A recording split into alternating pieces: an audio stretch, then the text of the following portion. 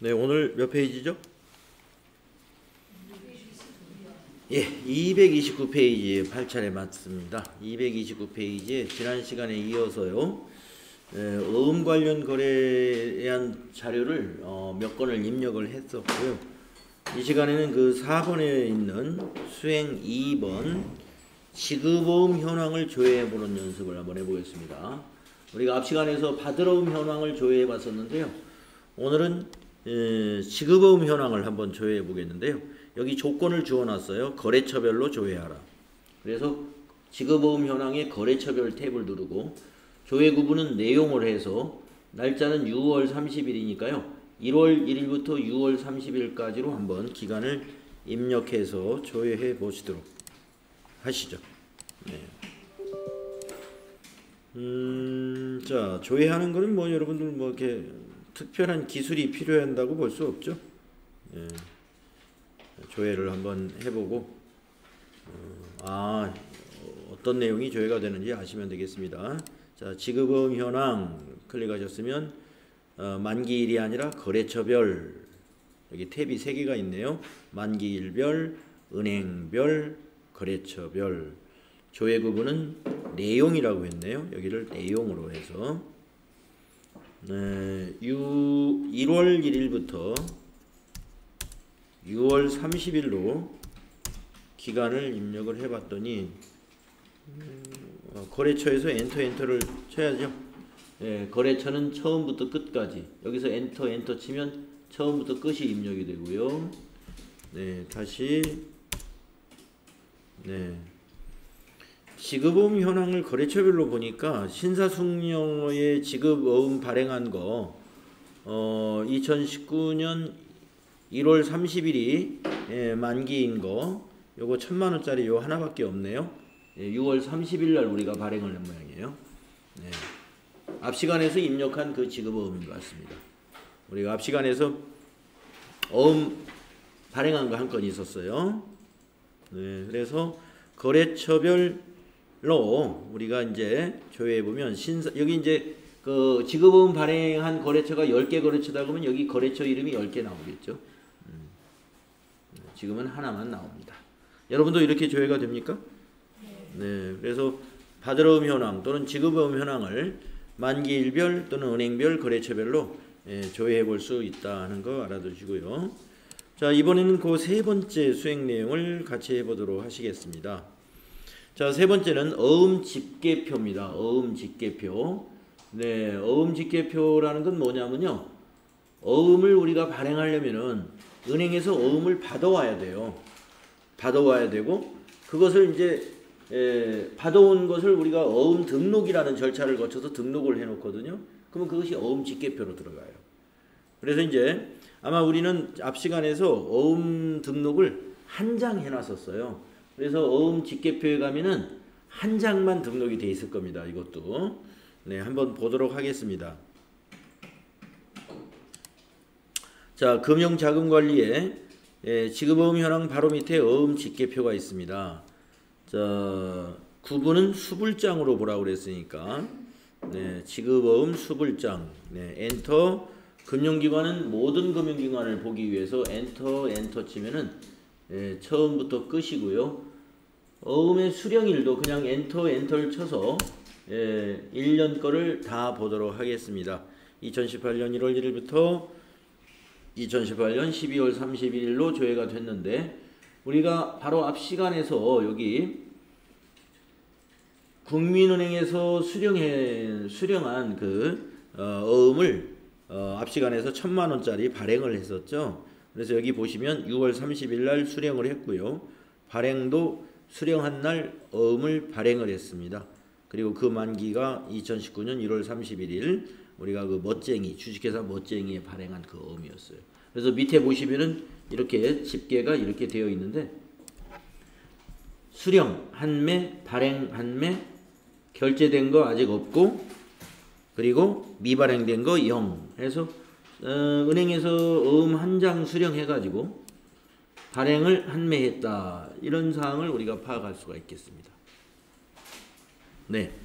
자, 어음 관리와 관련된 대장들 받으러움 현황, 지급보험 현황, 그리고 어음직계표 이런 장부들을 어디서 볼 수 있다? 여기 이 메뉴에서 금융자금관리라는 메뉴에서 볼 수 있다 하는 얘기입니다. 자, 이번에는 5번 문제를 한번 수행해 보겠는데요. 5번 문제에서는 무엇을 수행하라 그랬냐면은 일일자금 명세서입니다. 일일자금 명세서. 제가 이 더존 스마트에이에서 제공되는 양식 중에서 제일 복잡한 게 일일자금 명세서 같아요. 네, 한번 여러분 이제 보시면 알겠지만 너무 양식을 좀 이렇게 양식이 이렇게 좀 보기 편해야 되는 게 상당히 중요한데, 그야말로 이거는 상당히 보기 어렵게 만들어져 있습니다. 네. 자, 일일자금 명세서를 봐가지고 어음관리라고 했는데 어떤 내용인가 볼까요? 6월 30일 시점에 일일자금 명세, 다른 말로 격리일보라고 그래요. 이 내용을 파악하여 결제를 받고자 한다. 일일자금 명세서를 결제를 받으려면 어떻게 해야 돼요? 인쇄해야 되겠죠? 네, 그러면 한번 일일자금 명세 조회한 다음에 어제도 우리가 결제하는 거 한번 해봤었죠? 결제하는 것이 아니라 이제 이 출력하는 거 우리 다시 한번 해보겠습니다. 자, 금융자금관리의 첫 번째 메뉴입니다. 일일자금 명세 클릭을 하시고요. 날짜는 6월 30일 현재 거라고 그랬으니까 일자를 6 엔터 30 이렇게 입력해야 되겠네요. 자, 자금 항목은 전체를 하겠습니다. 전체. 여기 보면 이제 당좌예금만 보겠다, 보통예금만 보겠다. 자, 이렇게 나누어서 보면 좀 간단합니다. 하나의 계정만 볼 수가 있으니까. 그런데 전체를 보게 되면 양식이 굉장히 좀 복잡해 보여요. 자, 일일 거래 구분 전체 보시면 보세요. 뭐 알록달록하니 뭐 색깔도 들어가 있지만은 한눈에 좀 안 들어오죠. 자, 이걸 보는 방법을 한번 보면은요. 우선 6월 30일 날 거래 내역이 일일 거래입니다. 이 거래 내역도 좀 보기 어려워요. 차변 대체 또는 대체 대변 이런 식으로 표현이 되어 있단 말이에요. 이게 무슨 말이냐면은 지금 먼저 외상매입금의 차변 대체라는 것은 뭐냐면은 외상매입금이 차변에 왔는데 상대 계정 과목이 대체다 이런 얘기입니다. 이게 상대 계정 과목이 현금이 아니라는 얘기예요. 만약에 외상매입금 1,000만 원을 현금으로 받았다 그러면 이 1,000만 원이 여기에 적힙니다. 근데 차변 대체라는 말은 외상매입금 차변인데 상대 계정 과목은 대체다. 대체전표다. 대체전표라는 것은 현금이 아님을 의미해요. 그런 거래가 하나 있었고요. 그 다음에 지급어음. 지급어음이 여기 보면은 대변 대체란에 들어 있습니다. 이건 어떻게 여러분이 해석을 하시냐면 지급어음 대변이다 이런 얘기예요. 근데 상대 계정 과목은 역시 현금이 아니고 대체, 즉 현금이 아닌 다른 계정 과목입니다. 여기서 바로 이거였죠. 외상매입금. 그래서 외상매입금을 어음을 발행하여 지급했기 때문에 지급어음 대변 부채를 증가시켰던 것입니다. 그래서 6월 30일 거래가 이거 딱 하나기 때문에 그나마 요건 지금 여러분이 딱 두 개를 비교해서 이건 차변이에요. 요건 대변에 간다는 지급어음이 대변에 갔다는 것입니다. 이렇게 이해를 정리하니까 여러분이 딱 들어오죠. 6월 30일 날 거래가 한 대여섯 개 있어 놓으면 여기가 양이 많아지지 않습니까? 정신이 하나도 없을 수가 있어요. 보는 방법. 현금 수입. 이거는 현금 차변이고요. 현금 지출 하면은 현금이 대변에 갔다는 뜻이에요. 그렇게 여러분 이해하시면 되겠습니다. 자, 그래서 현금 거래가 없었기 때문에 여기서 보면 전일 현금과 당일 현금이 또 이쪽에 있어요. 그래서 이 두 전일 현금 1,167만 9천 원이 당일 현금 1,167만 9천 원과 동일해집니다. 현금 거래가 없는 날이기 때문에. 그런데 이제 이것과 관련된 지급어음 거래를 보면은 여기 밑에 지급어음이라는 란이 여기 밑에 중간 아래쪽에 있습니다. 지급어음을 보게 되면은 지급어음의 당일 증가에 1,000만 원이 있고요. 그러면 전일 잔액은 어디 있느냐? 여기 있어요. 지급보험 6월 29일 날 잔액이 얼마입니까? 그러면 이걸 보시면 됩니다. 350만 원이었다. 이거. 그러면 당일에 지급보험 증가한 게 1,000만 원이 있으니까 여기 당일 잔액에 가면은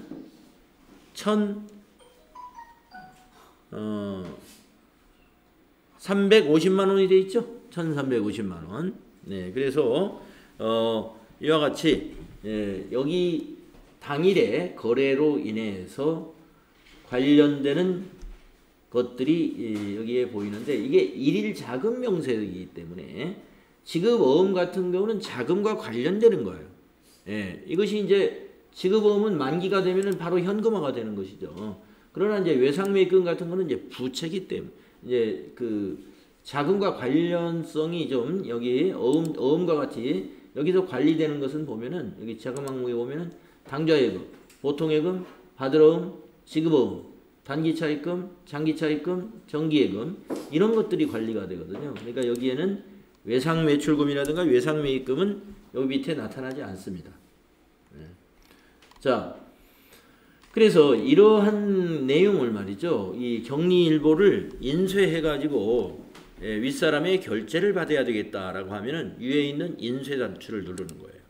네, 그러면 양식이 조금 전에 그 화면에서 봤던 양식하고는 조금 이제 디자인이 조금 다를 수가 있습니다. 거의 같네요. 네. 오른쪽까지 다 보이는데 이제 컬러가 빠져서 좀 다르게 보입니다만은 여기 이제 2페이지가 있다는 얘기입니다. 이게 2페이지. 예, 여기 1페이지, 2페이지 이렇게 갈 수가 있고요. 여기 지금 결제란이 안 보입니다만은 결제란을 넣으실 때는 어제도 말씀드렸죠.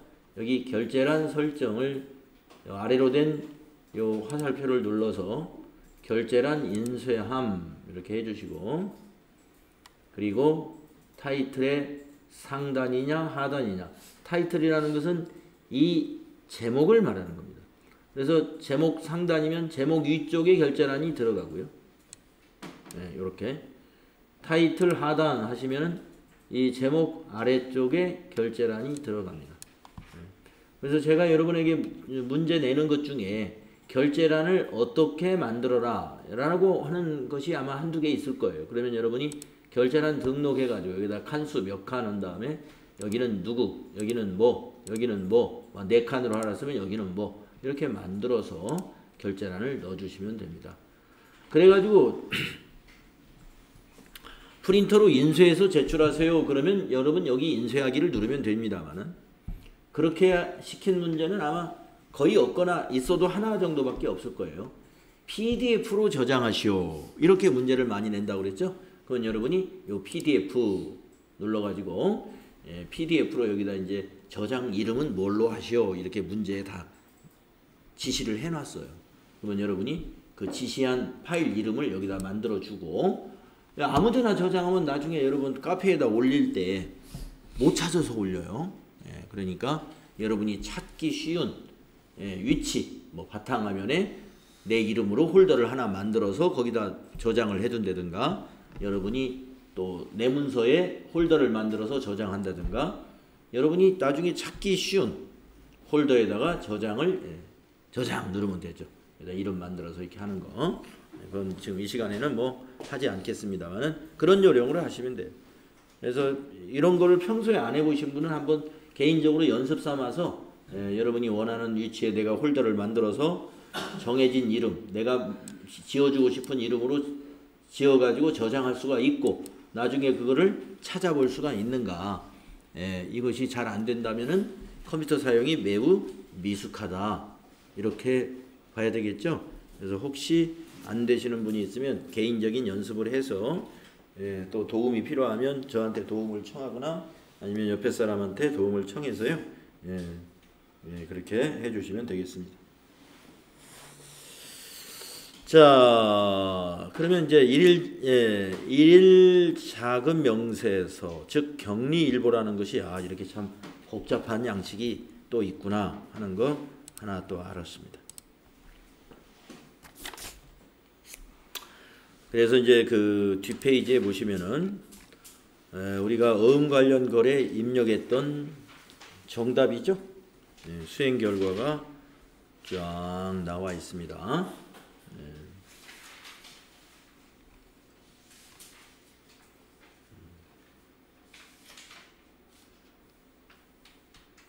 혼자 책으로만 공부하실 때는 요 정답만 이게 수행 결과만 읽어봐도 머릿속에 이제 떠올라요. 한번 해보셨기 때문에.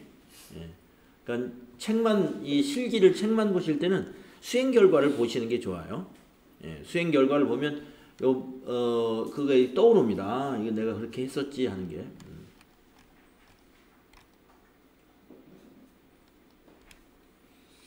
등록했던 화면 기억나시죠?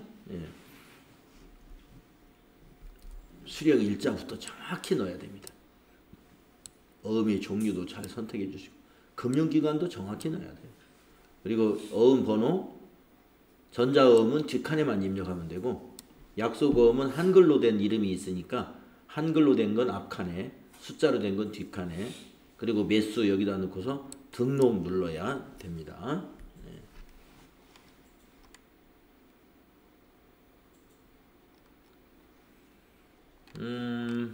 시험 보실 때 어음 등록을 뭔가 어디에서 실수해가지고 뭐 자금관리 들어가 보니까 안 나오더라. 그러면 일단은 그 문제 패스. 왜냐? 이거 다시 수정해가지고 해야 되거든요. 시간이 많이 걸려요. 등록할 때 실수했다면 이거 수정하는 것도 이게 시간이 등록한 것만큼 시간이 걸려요. 그러니까 그거 그냥 자금관리 하지 말고 분개만 해놓고 내가 이거 지금 뭐 자금관리를 못했구나 하는 거 거기다 시험지에다 표시해놨다가 다른 거 하고 나서 시간 남으면 돌아와서 하면 됩니다.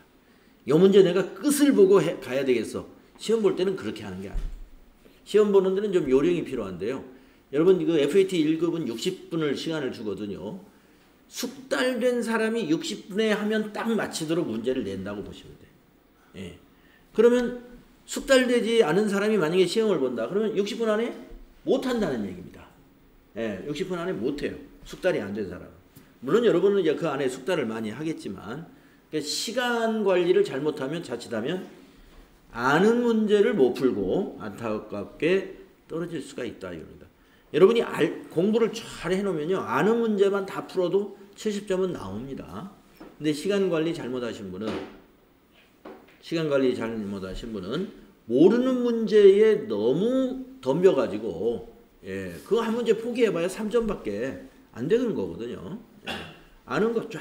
그래서 시험 보는 요령 나중에 말씀드리겠지만 모르거나 너무 복잡해 보이는 것은 그냥 뒤에 푸시면 돼요. 뒤에 푸시면 그래서 빨리빨리 쉬운 거부터 해결을 한다 이렇게 보시면 됩니다. 쭉 봤습니다. 그러면 수행 팁이 어디 있을 것 같은데요. 수행 팁이 수행 팁이 이제 234페이지에 있네요. 한번 읽어보고 가야 되겠죠. 수행 팁. 자, 234페이지 하단에 있는 걸 읽어보고 가겠습니다. 시험에서는 받으러움, 지급어음, 계정은 기능 모음의 자금 관리를 하도록 항상 문제가 그렇게 나옵니다. 그러니까 여러분 분기하실 때 받으러움이나 지급어음 계정 과목이 나오면 꼭 F3 눌러서 자금 관리를 하고 간다. 이렇게 보시면 돼요. 전자어음의 번호는 모두 20자리로 구성이 되어 있다는 거 그랬네요. 앞에 3자리는 은행 코드고 가운데 8자리가 날짜, 어음 발행 날짜. 그 다음에 뒤에 9자리는 1년 번호인데요. 이렇게 뒤에 보통 시험에서 뭐 2522, 32, 143 물론 이렇게 내는 경우도 있긴 있더라고요. 기출문제 이렇게 보면. 그런데 출제위원들이 굉장히 착하신 것 같아요. 마음씨가 좀 좋으신 것 같아요. 뒤에 1년 번호 입력하는데 여러분들 뭐 신경 쓰지 않게 하려고 1, 2, 3, 4, 5, 6, 7, 8, 9. 뭐 이거 뭐 정확히 입력하는 거 그렇게 대단히 중요한 건 아니거든요. 그러니까 막 2, 2, 3, 5, 8 이렇게 왔다 갔다 하다가 하나 틀릴 수가 있으니까 조금 배려를 해준다 그럴까요? 그래서 1년 번호가 보통 1234, 12345 뭐 이렇게 1년 번호를 내준다든가 하여튼 여러분 쉽게 입력할 수 있도록 이건 좀 꾸며서 내는 것 같습니다. 그래서 여러분 이게 긴 어음번호 입력하실 때 이 기준을 알고 입력하시면 딱딱 끊어서 입력하니까 훨씬 모르고 입력하는 사람보다 정확히 입력할 수가 있습니다. 자, 자금 관련 내역 수행된 전표의 삭제. 네. 자금 관련 내역, 자금 관리를 다 했는데 그 전표를 지워야 할 경우가 있다 이거예요. 그럴 때는 어떻게 하느냐. 첫째, 어음 계정란을 클릭한 후에 하단의 자금 관리 내역란을 선택한다. 네. 그러니까 만약에 지급어음이었다. 그러면 지급어음이라는 계정 과목을 클릭하고 하단의 자금 관리란을 선택을 해라 이겁니다. 네, 밑에 그 F3 눌렀을 때 나왔던 거. 네. 그래가지고 상단부에 요 휴지통 이게 삭제예요. 이걸 클릭해서 하단의 자금 관리 내역을 삭제합니다. 그러니까 자금 관리가 밑에 만들어지게 되면 위에 계정 과목을 못 고쳐요. 수정도 못해요. 그래서 먼저 자금 관리 내역을 선택을 해서 먼저 삭제를 한다 이거. 삭제한 전표를 선택한 후에 상단부에 삭제를 클릭하면 삭제가 된다. 그렇습니다. 이제 전표가 이제 삭제가 돼요. 자금 관리부터 먼저 지우고 그리고 나서 삭제할 전표를 또 선택한 다음에 상단부에 역시 휴지통 이걸 클릭하면 삭제가 된다 이런 얘기입니다. 시험 볼 때 뭐 삭제할 일은 거의 없겠지만 만약에 불가피하게 삭제하고 다시 해야 되겠다 그러면 자금 관리가 된 경우에 먼저 자금 관리 내역을 삭제하고 그 다음에 전표가 삭제된다. 이런 거 알아두셔야 되겠죠. 시험에서는 받으러 현황, 지급의 현황, 어음 직계표는 조회 문제로 제시가 된다. 그러니까 문제가 조회 문제가 뒤에서 두 문제가 나옵니다. 맨 뒤에 나와요. FAT 1급 시험에서는 맨 뒤에 조회 문제가 나오는데 아주 쉬운 문제라고 보시면 돼요. 그리고 하나가 그건 4점씩이나 돼요. 예, 그래서 시간이 없어서 맨 뒤에 거를 놓친다 그러면 큰 실수한 겁니다. 예, 그건 분명히 맞출 수 있거든요. 분명히 맞추고 어렵지도 않은 문제인데 8점을 그냥 놓쳐버리는 거예요. 그래서 어떤 사람은 맨 뒤에 문제부터 하는 사람도 있어요. 예, 그냥 몸도 풀 겸 딱 시작하세요. 그러면 그냥 맨 뒤에 가서 요거 검색하는 문제. 맨 뒤에 문제가 아무튼 제일 쉽습니다. 그래서 그거 하고 또 앞에 와서 이렇게 하셔도 돼요. 꼭 순서대로 하라는 건 아닙니다. 시험 문제 순서대로. 그리고 이론 문제가 앞에 나오고 뒤에 실기 문제가 나오거든요. 여러분이 시험지를 딱 받아보면은 그건 저 같으면 이론 제껴놓고 실기를 먼저 해요. 나중에 이제 여러분이 한번 모의고사 해볼 때 시간을 재보시면 알겠지만 왜 실기를 먼저 하냐면은 실기를 먼저 아는 것부터 다 풀어놓고 그 다음에 이제 이론으로 넘어와도 됩니다. 왜 그러느냐? 이론이 15문제가 나오는데 이론 같은 경우는 사지선다잖아요. 만약에 마지막에 시간이 없으면 찍을 수가 있다는 거죠. 마지막에 만약에 이론이 15개인데 10개쯤 푸니까 자 이제 5초 남았습니다. 저장하세요. 이런단 말이에요. 5초 전까지는 여러분 느긋하게 해도 돼요. 5초면은 저장하고 USB 다 빼낼 수 있습니다. 그냥 한 3분 남았는데 거기서부터 막 땀을 흘리고 그럴 필요는 없어요. 3분이면 굉장히 긴 시간입니다. 3문제 여유 있게 3문제 할 수 있는 거예요. 3분. 한 문제당 한 1분 잡으면 까다로운 문제, 쉬운 문제는 뭐 3분이 5개도 할 수 있죠.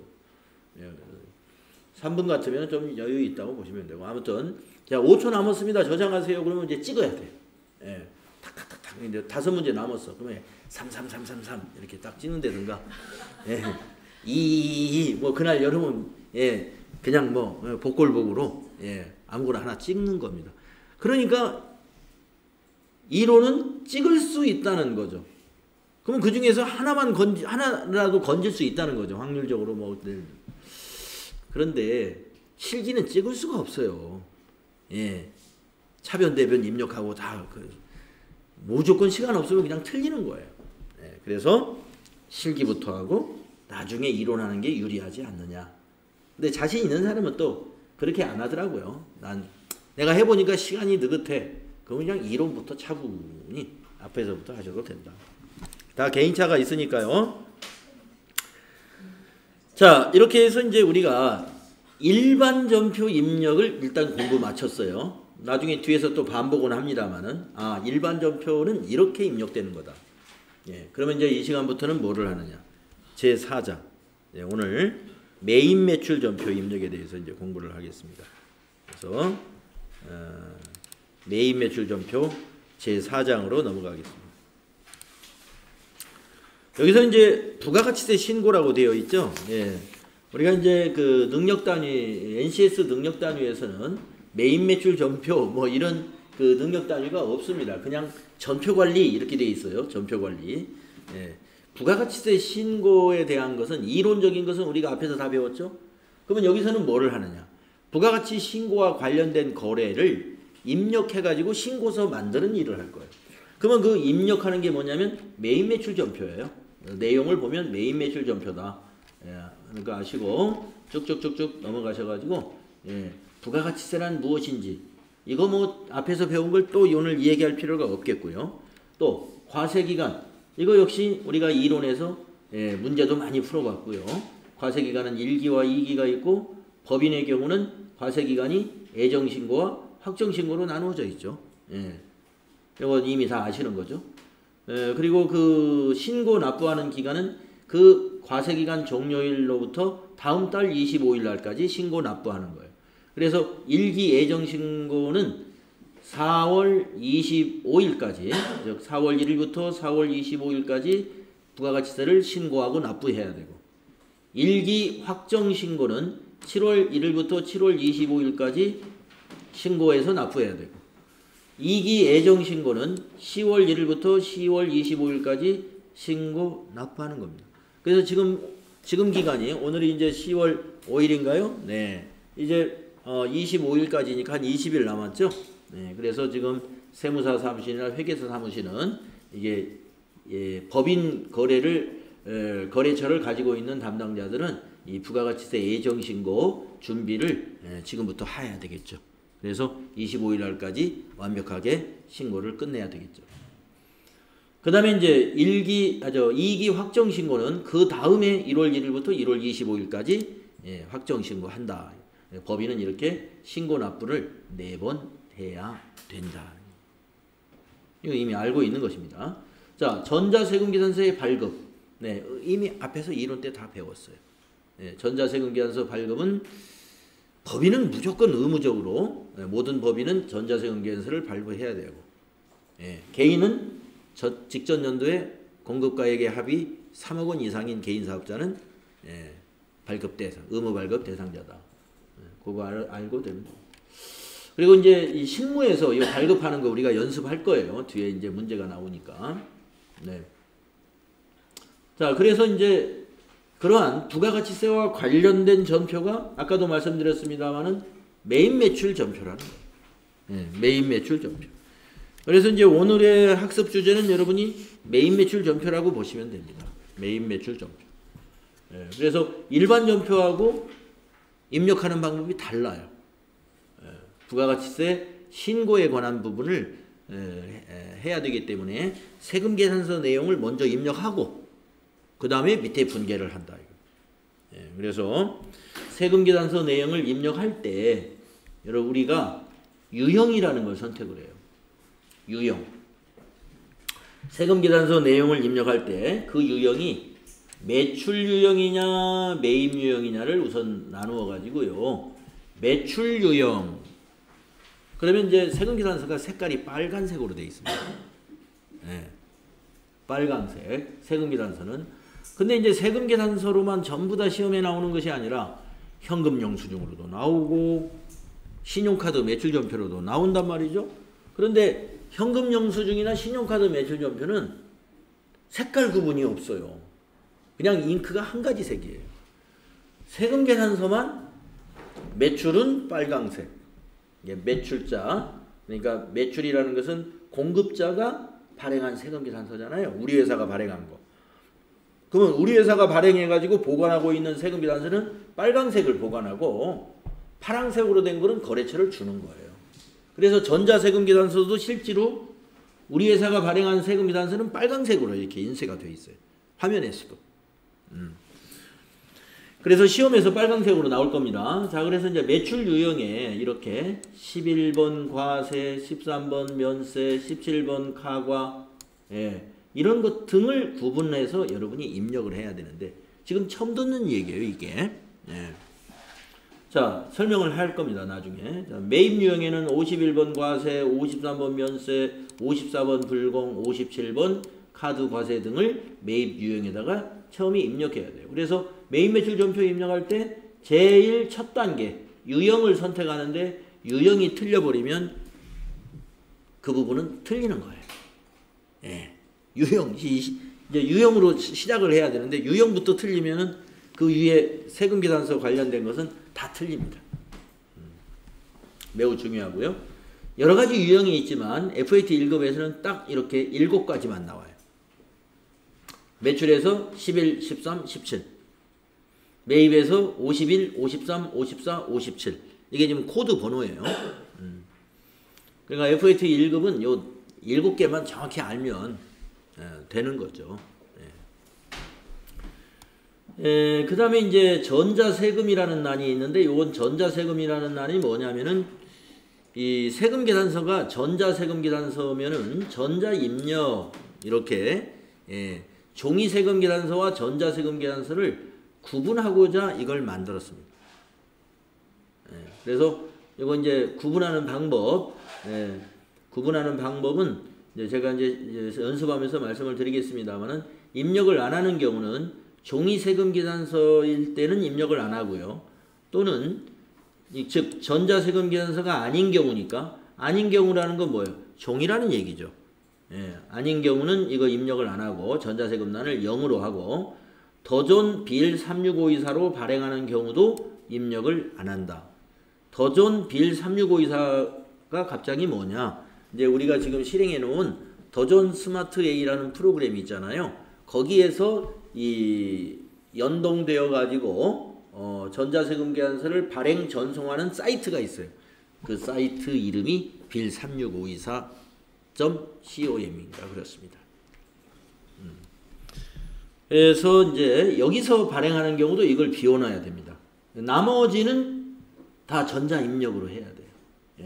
빌36524가 아닌 다른 기관에서 발행한 전자세금계산서라든가, 또 경우로 전자입력 기능은 세금계산서 합계표에 전자세금계산서 발급분으로 조회되도록 하기 위한 것이다. 그래서 여기서 종이세금계산서나 빌 36524에서 발행한 것은 여기를 비우지만 나머지는 다 전자입력으로 한다. 이런 얘기가 되겠습니다. 그러면 이제 여기가 이제 여기까지는 분계 위에 상단에 있는 것이고, 그 밑에 이제 분계를 해야 돼요. 이제 분계. 그래서 이제 분계에 무슨 0번 분계 없음, 1번 현금, 2번 외상, 3번 혼합, 4번 카드, 이게 뭐냐면요, 이 전자세금계산서의 분계는요, 이 현금 분계라든가 외상 분계, 분계 없으면 거의 안 나옵니다. 거의 안 나오니까. 이거는 이제 뭐냐면 매입 매출 전표 상단부만 입력한다는 것은 뭐냐, 이 세금계산서 신고에 대한 것만 입력을 하고 밑에 분계는 필요 없는 거래가 있을 수 있다 이겁니다. 그때는 분계 없음을 하면 돼요. 자, 현금 분계는 현금 입금 전표나 출금 전표를 말합니다. 외상 분계는 외상 매출금이나 외상 매입금 분계를 말합니다. 이 두 개는 자동이에요. 그러니까 여러분이 이제 오늘 경험해 보시면 알겠지만, 매입 매출 전표는 여기 위에 있는 세금계산서 사항만 잘 입력을 하고, 분계에서 현금 분계나 외상 분계를 선택하면 분계가 밑에 자동으로 딱 입력돼 버려요. 굉장히 재밌죠. 편하고. 그런데 이 혼합 분계는 반자동이에요. 반자동. 우리가 혼합 분계라는 것은 차변대변으로 나누어서 입력하는 건데, 혼합 분계 선택하면은 어느 한쪽만 딱 입력이 되어 있습니다. 그래서 제가 반자동이라는 표현을 쓰는데 여러분이 해보시면 알 거예요. 카드 분계, 이것도 거의 자동이에요. 카드 분계는 뭐냐? 카드로 매출했다, 카드로 매입했다, 이런 것이 카드 분계가 되겠습니다. 그러나 이게 자동이라고 그래서 너무나 마음을 놓으면 안 됩니다. 그래서 이제 해보시면 알겠지만 자동도 고쳐야 될 것들이 또 있어요. 그래서 그걸 이제 경험을 해보실 거고요. 자, 그러면은 다음 페이지에 보시면은 여기 매출 유형 표가 하나 있습니다. 매출 유형 표. 네. 이 더존 스마트웨이의 매출 유형이 이렇게 많이 내장되어 있어요. 이렇게 많이 있는데, 자, 이번 시험에서는 FAT 1급에서는 요 세 가지만 나오니까 한번 세 가지만 일단 알아보는 게 좋겠죠? 이거 뭐 지금 다 알아놔도 다 잊어버릴 테니까 우선 세 개만 보겠습니다. 과세 매출, 세금 계산서 발급에 의한 매출입니다. 대부분이 여기에 해당이 돼요. 과세 매출. 과세 매출. 세금 계산서를 우리 회사가 발급하고 매출했다. 그리고 세금 VAT 10%. 그러니까 뭐 세금 계산서 발급했으니까 당연히 세금이 10% 있겠죠. 그러면 여러분 11번 선택해야 돼요. 다음 13번은 언제 선택하느냐? 면세 매출. 면세 사업자가 발급하는 계산서에 의한 매출입니다. 그러니까 우리 회사가 겸용하고 있다. 과세 사업과 면세 사업을 겸용하는 사업자다라고 한다면 면세 매출로 해서 시험 문제 나옵니다. 항상 겸용 사업자로 문제가 나온다고 보시면 돼요. FAT 1급은 어떻게? 과세 매출도 시험 문제 내야 되고 면세 매출도 시험 문제 내고 싶으니까 이 문제 할 때는 이 사업자는 겸용 사업자라고 가정하시오. 그래서 면세 재화를 매출했다. 즉 계산서를 발급했다라는 거래가 나오면 무조건 13번 입력합니다. 계산서 발급했다. 우리 회사가. 그럼 우리 회사가 되게 뭘 팔고 계산서를 발급하냐면요. 주로 책. 만약에 3일 패션이다. 그래서 3일 패션에서 책 만들 게 뭐가 있겠어요. 만약에 의류 잡지. 3일 패션 도소매. 패션 도소매업을 하면서 의류 잡지 사업도 한다. 그래서 의류 잡지를 팔았다 하면은 그게 13번 면세 매출이 됩니다. 왜냐하면 잡지는 면세 재화이기 때문에 계산서를 발급하겠죠. 자, 그 다음에 이제 17번 유형이 있는데요. 이거는 카드 과세 매출입니다. 주로 개인에게 상품을 팔았을 때, 만약에 홍길동 개인에게 남성 바지 한 개를 7만원짜리 뭐를 카드로 판매했다. 그러면 그게 17번 카드 과세 매출이 됩니다. 자, 과세 대상 거래의 신용카드 매출 발급에 의한 매출이에요. 그래서 주로 이제 그 카드 매출은 소매점에서 개인에게 판매할 때 개인들이 카드로 많이 결제하죠. 그러니까 17번 카드 매출 반드시 시험에 나옵니다. 자, 그 외에도 매출 유형이 더 있습니다만은 일단은 FAT 1급에서는 이렇게 하고요. 나중에 이제 TAT 2급으로 바뀌면 여기서 또 한 세 가지가 더 늘어나요. 그때 추가되는 것은 그때 또 설명하고. 자, 이제 매입 유형. 매입 유형도 FAT 2급에서는 요 네 가지만 나와요. 그래서 우선 네 가지만 보면은 FAT 1급에서는 네 가지만 나오는데 과세 매입. 아까 과세 매출하고 반대라고 보시면 돼요. 세금 계산서를 수취했다. 세금 계산서를 받았다 이겁니다. 받았다는 건 뭐예요? 우리가 매입했다는 뜻이죠. 그리고 세금 계산서니까 VAT 10%가 있겠죠. 51번 과세 매입으로 여러분 선택해야 됩니다. 그 다음에 53번은 뭐냐? 아까 매출의 13번의 반대라고 보시면 돼요. 13번은 계산서를 우리가 발급했죠. 근데 53번은 뭐냐? 계산서를 계산서를 수취했대요. 받았다는 겁니다. 계산서를 받았다는 건 뭘까요? 만약에 우리 회사의 식당에 쌀을 샀다. 그리고 세금 계산서를 받았다. 그러면 쌀이 면세제화예요. 만약에 무슨 쌀집에서 쌀을 샀다. 그러면 그게 면세제화예요. 그러면 계산서를 받아온 거예요. 그래서 면세 매입도 시험에 나옵니다. 그러니까 우리 회사가 소비하고 있는 것 중에 전부 과세제화만 소비하는 것이 아니라 면세제화 같은 거 많이 있어요. 여름에 직원들한테 수박을 점심시간에 제공하기 위해서 아니면 뭐 참으로 수박을 사준 수박을 뭐 20만 원어치 샀다. 이거 다 계산서 발급한 거예요. 그 다음에 54번 불공. 불공은 이제 뭐냐면은 여러분 이 부가가치세 이론을 배울 때 끝부분에서 매입세액의 구조에 대해서 배울 때 공제받을 수 없는 매입세액이라는 걸 여러분 기억나시는 게 뭐 있어요? 공제받을 수 없는 매입세액이 기억나는 게 이희정 씨. 네, 혹시 기억나는 거 있습니까? 공제받을 수, 응? 아니, 공제받을 수 없는 매입세액이 어떤 이런 매입세액은 공제받을 수 없다. 이걸 우리가 이제 정리를 했었는데 혹시 기억나는데요? 없어요?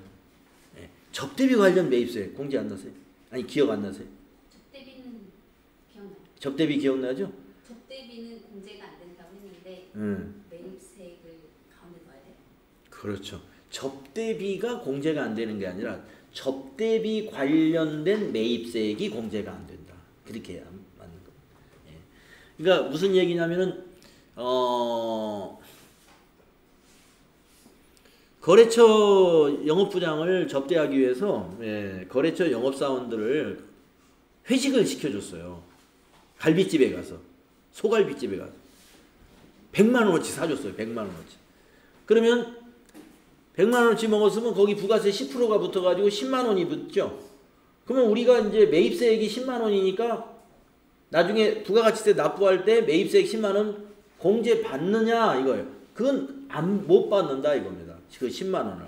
왜 그러냐면 그것을 이제 우리가 접대비 관련 매입세액이라 그래요. 세금 계산서를 받았어요. 그래도 그건 불공으로 입력할 거예요. 불공으로. 자, 매입세액 불공제와 관련된 세금 계산서 수치 이것은 54번이라고 입력을 해야 된다.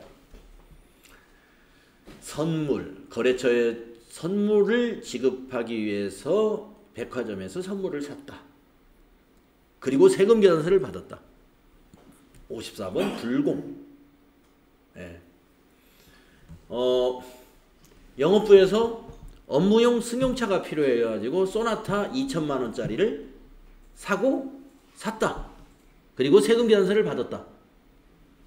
불공. 비영업용 승용차니까. 불공. 그래서 여러분 아마 지금 그 생각이 좀 날 수 있는 게 아까 접대비 관련 매입세액 불공이다. 공제받을 수, 여기 불공이라는 말이 공제받을 수 없다는 뜻입니다.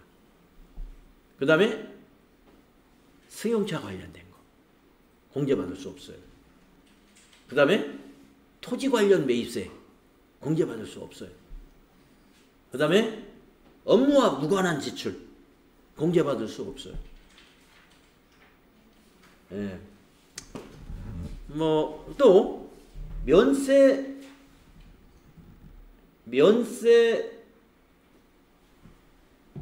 사용할 면세 사업에 사용할 목적으로 구입한 거 공제받을 수 없어요.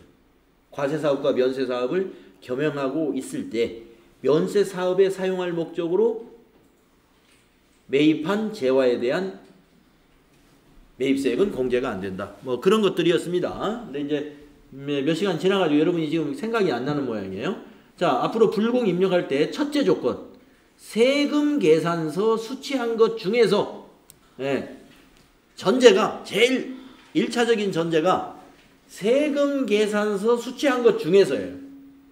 세금 계산서 수취한 것 중에서 아까 쭉 열거한 거 제일 시험 많이 나오는 게 접대비하고 승용차가 제일 많이 나와요.